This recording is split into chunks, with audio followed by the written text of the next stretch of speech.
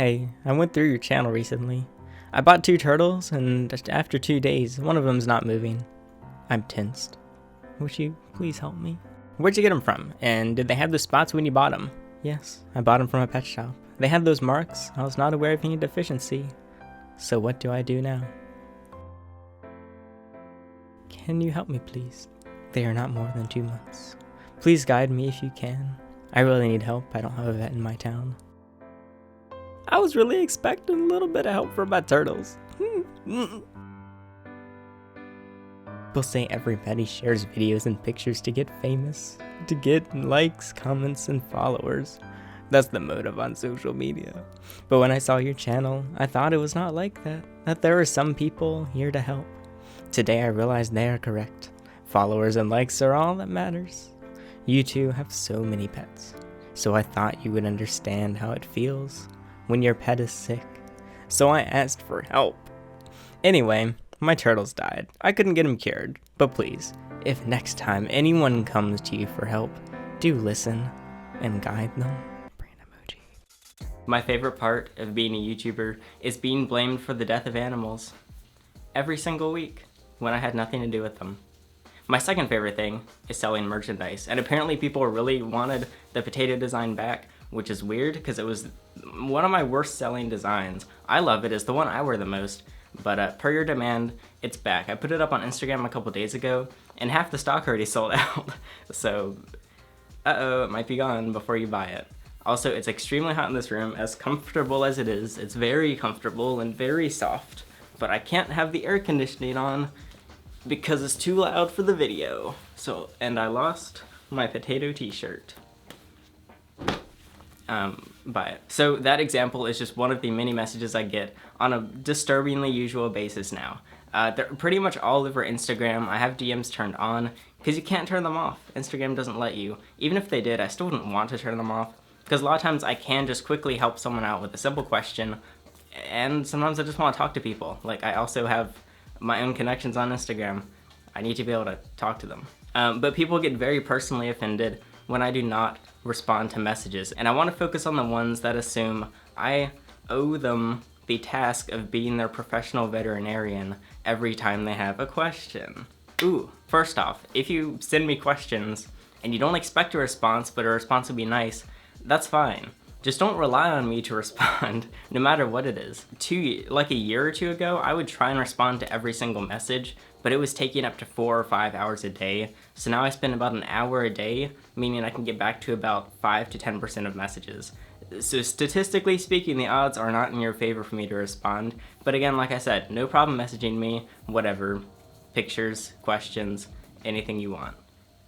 That's legal. Somehow down the road of me slowly becoming like slightly more popular as more people find the channel, people just automatically assume I am all the resources that they can get from their own exotic veterinarian. Now, not everyone has access to a vet, not everyone's around an exotic vet, not everyone's vets are good. There's a lot of awful vets. I get messaged about bad vets more often than good vets. Like, they'll ask me a question, they'll be like, this is what the vet told me to do. It's the exact opposite of what I would do, or pretty much anyone else that knows how to research an animal. And it's like 50-50 with vets. It's not looking good. Obviously, there's a lot of great resources. I usually use vets as a resource for the technology they have, like x-rays and blood work and fecals and stuff that I can't do myself, but I digress. That's just a vet tangent. So there are those unfortunate people that contact me, and I am basically their only hope. Now, that's not true. You can post it in all sorts of places. Yes, some of those places will tear you apart, like maybe a Facebook group. There are some good Facebook groups, or my Discord server even, whatever you want. Don't join the Discord, it's weird. Today, I just want to focus on those that really have to kind of ruin my day by putting responsibilities on me that aren't mine at all. Now, if I give you a piece of advice and that advice ends up being wrong and kills your animal, then yes, I am in the wrong. But if it's my fault simply because I don't respond to your very lengthy and complicated message, then it's not gonna work out. And it's entirely your fault. Now, some of these are aware that it's not my responsibility, like this person asking about, I think it was their Pac-Man frog. I've tried everything to get him to eat. Please help me with this and tell me if I should see a vet and if it's worth the money. Most likely my parents won't even take me to see a vet, even if it does treat amphibians. What's your temperature at? It may be too cold. My temp is at 75 degrees. Just found him dead. I asked a question, and they answered, and then I never saw the response because my inbox got flooded out. So they waited 3 days for me to respond, and then he was just dead. Now this one's a bit different because this is a Pac-Man frog, and they are kind of just known to drop dead. But it sounds like this was not a very immediate thing. This was kind of an ongoing thing. So take that one as you will. So definitely the worst ones I get are when they message me about something that's completely fixable, completely doable, but either something they just simply have to Google themselves, do themselves, or immediately go to a vet. Like, I can't do surgery over an Instagram message. Even if you came to my house, I still can't do surgery on it. I don't know how to do it. And so these people will send me a message, and then I won't respond. So they'll send me another message, maybe a little angrier, I'm a little more irritated. They're like, come on, why is he not responding? I deserve all this attention from him, he's taken a while. And then they send a third message, still nothing. And then maybe they wait like a week instead, because I still haven't responded. They're like, I know he's reading these, he's just ignoring me. So I better send another message a week later, and then 3 weeks down the line, I'm scrolling through my old messages, I click it, and then I get the chance to read through this entire timeline of their animal just slowly dying, and they just more desperately keep sending me messages. And I'm wondering, like, do they message other YouTubers? Do they message other people they look up to, or is it just me? And a lot of them I know are just me, because they'll literally say, you are the only person I trust in this community, which is flattering, but also terrifying, because, I mean, I really don't pose many more resources than the average pet keeper. Like, obviously there's gonna be people that know way more than me, and then I'm gonna know way more than some beginner about whatever. So sure, I might be able to help out, but apparently I'm the only one that can help them, and so they're pretty much like, well, if Alex isn't gonna respond, it's not my responsibility. I guess he's just gonna die. It's meant to be. It's destiny. Thanks, GoHerping, for letting him reach his destiny. And then there's some others where it's like probably too late for me to do anything. My chameleon has a lazy eye, and mainly this morning he's been staying close to the bottom of his cage and hanging upside down. He's barely moving, his eyes are shrunken in. I don't know what to do. He died. I mean, they didn't send any pictures. I don't know how quickly they noticed this issue with the chameleon.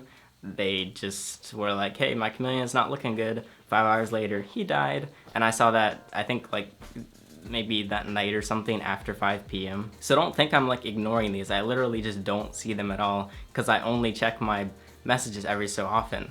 Well, why won't you check them more often? Because like I said, a year and a half ago when I had 30,000 subscribers, it would take me 4 to 5 hours a day to answer every message. And then there's these. Warning, this one's a bit more graphic, so you might want to skip to this time code if you don't want to see a very sad turtle. If you do, then... My friend was watching my turtle a few weeks ago. When he was cleaning the tank, he put the turtle in extremely hot water on accident. The turtle was fine, but it kinda has a blister around its body. You know, just a little blister. I don't know, is it okay? Can you fix it over Instagram DMs, you know? Why am I laughing at this?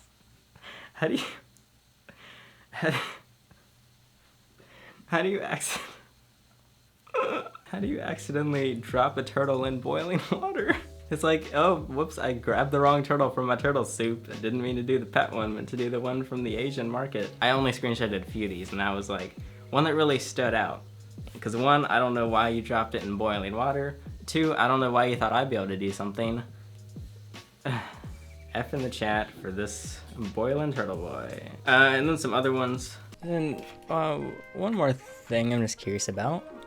Is that guy with the big hair, is that your boyfriend? Wait, nope, that's the wrong one. So I said no, and then he said... You just have like a connection in the eyes when you smile, but I get it. I believe you, of course.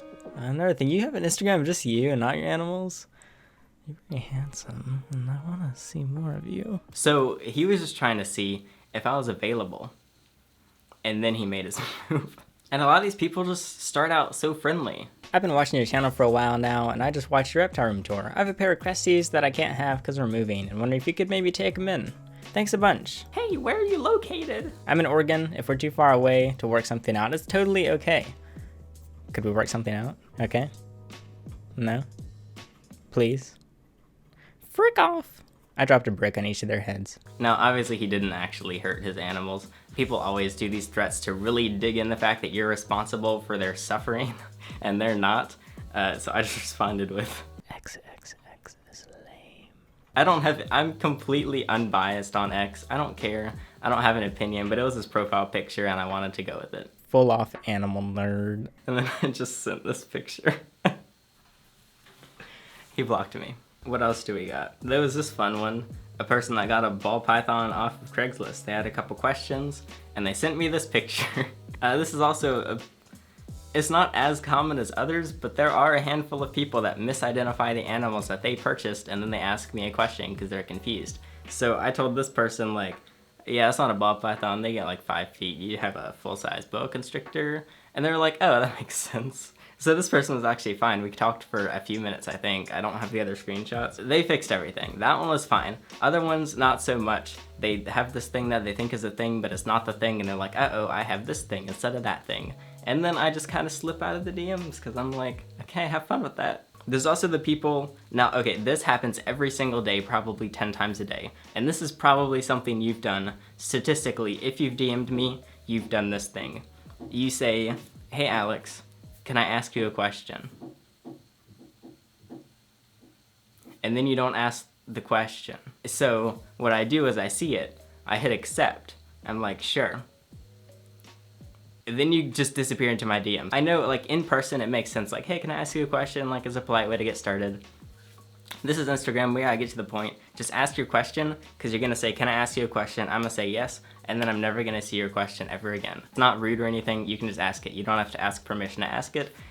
It's just a waste of time for both of us. Okay, that's my PSA. I'm really getting off topic here. I'm just going through fun messages. I could just have a whole series dedicated to what goes on in my Instagram DMs. I'm trying to think of some other rants.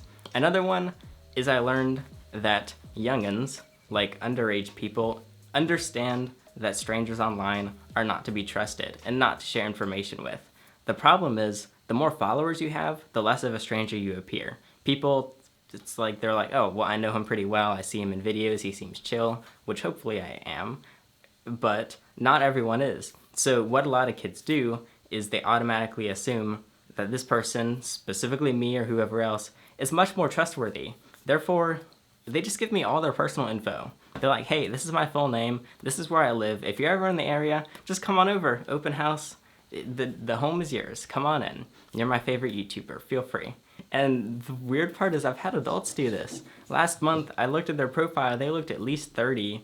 They lived, I think, in South Carolina, so you know who I'm talking about if it's you. They were literally just like, hey, if you're ever in the area, this is my full address and name, come hang out. Now, there's like the minuscule chance, maybe they were trying to bait me, like maybe they're like, ooh, I'll kidnap GoHerpes by acting like I'm a welcoming home. So maybe that's what that one was doing. It didn't work.